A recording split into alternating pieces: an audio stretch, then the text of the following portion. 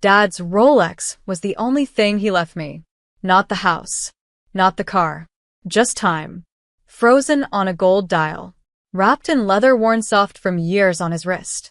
It sat in my drawer for 6 months. Quiet. Untouched. A heartbeat trapped in metal. Then one morning it was gone. I tore the place apart. Checked drawers. Under the bed. Jewelry box. Empty. I confronted Mom. She didn't blink. "Oh, we sold it," she said, stirring sugar into her tea. "Your stepbrother needed capital for his startup. You understand." I didn't. She smiled like I was being dramatic. "Your father's gone, sweetheart. What use is that watch to you now? At least your new dad can benefit from it." My name is Georgia, and if you think you know how this ends, don't hold your breath. What happens when the only thing you're left with is the last thing anyone else understands? I drove to the pawn shop that afternoon. Didn't know what I expected. Maybe to buy it back. Maybe just to stare at it behind glass. But the owner met me at the door. Middle-aged. Nervous. "You're Georgia Brooks?" he asked. I nodded. He reached under the counter and held it out. The Rolex. Untouched. Then he leaned in and said something that turned my spine to ice. "Ma'am, you need to see what was hidden inside this watch." He placed it on a cloth. Unscrewed the back with trembling fingers. Inside wasn't machinery. Not anymore. There was a slip of paper. Folded tight. Yellowed. Fragile. He handed it to me. I unfolded it slowly. One handwritten line. "If they find this before she does, trust no one." It was signed, Dad. And suddenly, the only thing they didn't want me to have was the only thing that mattered. I sat in my car for hours, holding the note like it might burn through my skin. "If they find this before she does, trust no one." Who was they? And why the hell would my father hide a message inside a Rolex? He was a quiet man. Tidy. Precise. Never late. Never loud. The kind of man who'd call you from the driveway instead of honking. The kind of man who left exactly one thing behind with everything hidden inside it. I drove home, not to the house I grew up in, to a storage unit I'd been paying for on my own since he died. His files. Old journals. Some military-grade lockboxes he never let me touch. Until now. I opened the unit, dug through his belongings like a woman possessed, and finally found it a leather-bound planner wrapped in a grocery bag. Inside, codes, symbols, coordinates, and a note in his same sharp handwriting. Only she will know the pattern. My chest tightened. I flipped through pages. Lines and numbers. Names I didn't recognize. But on the last page, written in blue pen, like an afterthought, was my name. Georgia. The day will come. You'll be alone. But you'll be ready. That was the moment I knew. My father hadn't just left me a watch. He'd left me a warning. And maybe a weapon. The next morning I got a call. Unknown number. I didn't answer. Then came the voicemail. A man's voice. "You have something that doesn't belong to you. Return it, or you'll lose more than time." I froze. I hadn't told anyone. Not the pawn shop owner. Not even my best friend. But someone knew. And someone was watching. I looked at the watch again. And for the first time since he died, I whispered into the silence. "Okay, Dad. Let's see what they were so afraid of." I drove to the edge of town, where the cell signal faded and the air felt older. The first set of coordinates from Dad's planner led here. An abandoned train depot tucked behind a row of forgotten trees. As a kid, I remember him parking near this place once. He said it was the only quiet spot left. Now I understood why. I parked, watch in my pocket, planner on the seat. Walked up to the rusted gate. It opened like it had been waiting for me.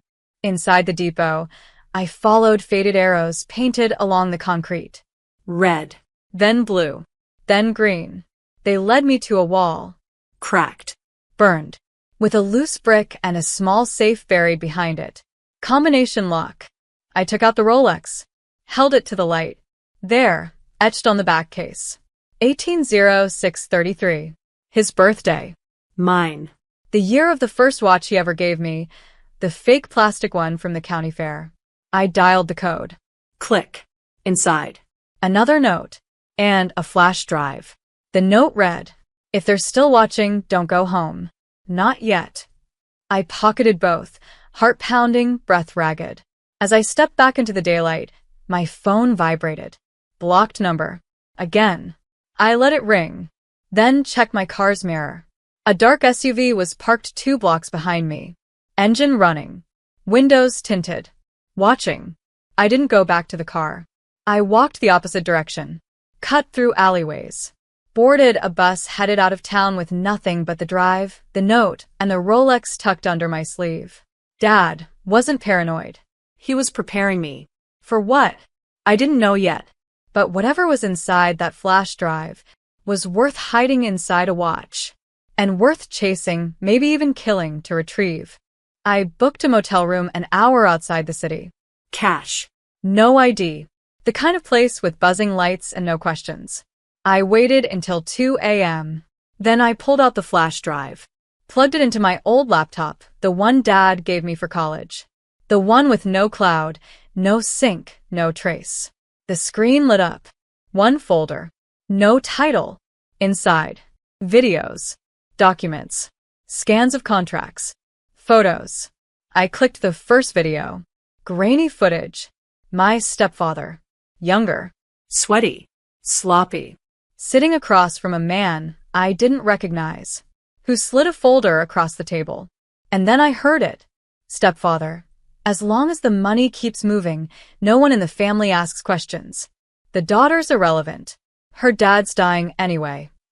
The date on the video? For months before my father's death. My stomach flipped. This wasn't a startup. This was a cover. I opened another file. Life insurance policy. Dad's signature forged, transferring half the payout into a private account under my stepbrother's name. Another. Emails between my mom and the lawyer. Cold. Efficient. Mom wrote, "If she ever asks questions, say the funds were never filed." She's sentimental. That watch will keep her distracted.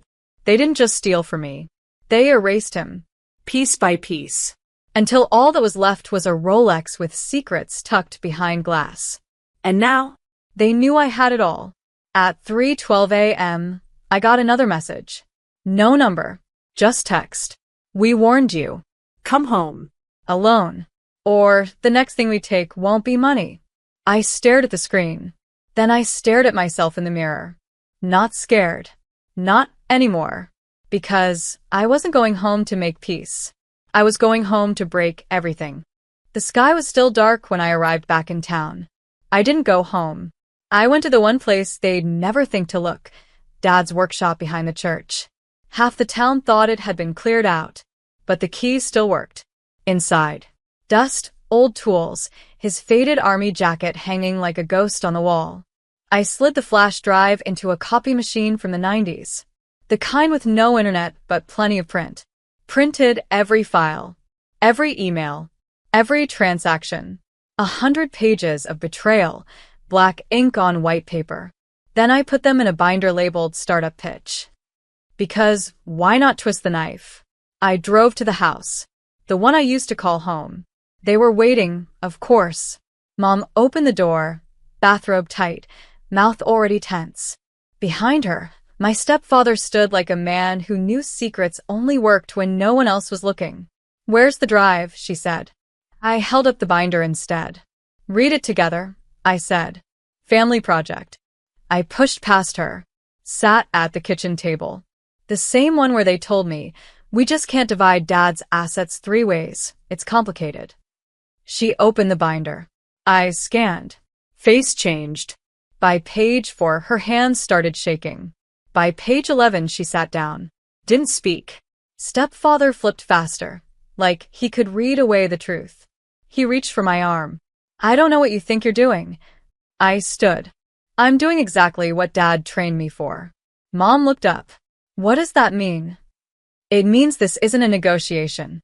I dropped a small envelope on the table. Inside, copies of everything. Labeled and addressed to the IRS, a local journalist, Dad's former military contact. "If anything happens to me," I said, "they go out. You wouldn't, my stepfather said, but his voice cracked. I already did, I replied. He opened his mouth again, but Mom stopped him. Her eyes never left mine. Georgia, she whispered. What do you want? I smiled. The time you stole. The silence that followed wasn't peace. It was fear, and I let it sit. I let it marinate. For once, I wasn't the one filling the space, begging for decency or closure. They were. By the end of the week, my stepbrother's startup website disappeared. The PayPal links vanished.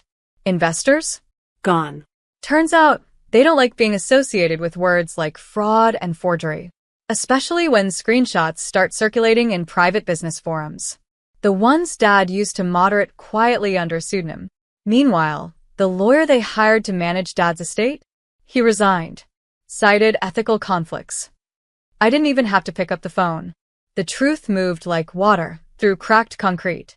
Then came the moment I'd been waiting for. Mom showed up at my door.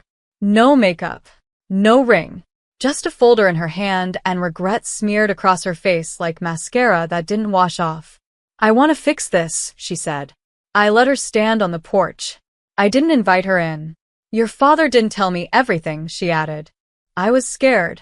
I didn't think you'd understand. I folded my arms. Don't lie to me in my doorway. You knew. You just didn't care. She opened the folder. Inside, the deed to Dad's workshop. Signed over. To me. This is all I can give, she said. The rest it's broken. I didn't smile. Didn't soften. But I took the deed. Not because it made things right, but because it made something mine. As she walked away, she turned back one last time. You're really your father's daughter. No, I thought. I'm my own. But I let her keep the illusion. It was the kindest thing I had left to offer. I took the deed straight to the courthouse. Filed it myself. No attorney. No middleman. Just me, my signature, and a woman behind the desk who glanced at the paper and said, You fought for this, didn't you? I nodded. And, for once, I didn't feel tired. I felt real. Later that day, I returned to the workshop. Unlocked the rusted door with my name on it now. Ran my fingers along the table where Dad used to fix radios, watches, lives. And for the first time since his funeral, I cried. Not for what they did. Not for what they stole. But for the man who hid a whole legacy inside a watch. Because he knew no one else would protect it. I spent the next week clearing it out. Every bolt. Every blueprint. Every quiet message he left in the margins of notebooks. Buried in one of the drawers, I found an envelope I'd somehow missed. My name written in sharp black ink. Inside. If you're reading this, you passed the test. Don't let forgiveness keep you from boundaries. And don't let love become your leash. You're not here to carry broken people. You're here to build. Signed, Dad. I pressed it to my chest like a heartbeat. Because he wasn't paranoid. He was preparing me. The next day, I reopened the space. Not as a workshop, but a trust center. Free financial classes. Quiet support for women pushed out of inheritances. For daughters who were told, it's not really yours. And on the glass door, painted in soft gold script, Brooks and Time, for those they tried to leave behind. I didn't post about it, didn't announce it, but within a week, the line wrapped around the block. Because sometimes healing isn't loud. Sometimes it's just honest. The first person to walk through the doors of Brooks and Time was a girl no older than 19. Trembling hands. Quiet eyes. She said her stepfather had sold off her grandmother's land and told her, nothing was ever in your name, anyway. I didn't ask for details. I just pulled out a chair, taught her how to file, how to fight back, how to stay standing. She left with a folder, a plan, and her chin held 1 inch higher than when she walked in. After that, more came. Women, men, people who had been quietly erased by bloodlines and bank accounts. The forgotten, the dismissed, the extras. I made space for every single one. Not as a hero, as proof that you can rise even when they strip you to the bone, that you can rebuild from ashes they never bothered to sweep. A month later, I visited Dad's grave, laid a watch down on the stone. Not the Rolex. A new one. Steel. Clean. Timeless. And a note beneath it. You were right. They tried. But I was ready. As I walked back to the car, my phone buzzed. An alert from a news site. Headline. Woman converts inheritance scandal into lifeline for dozens.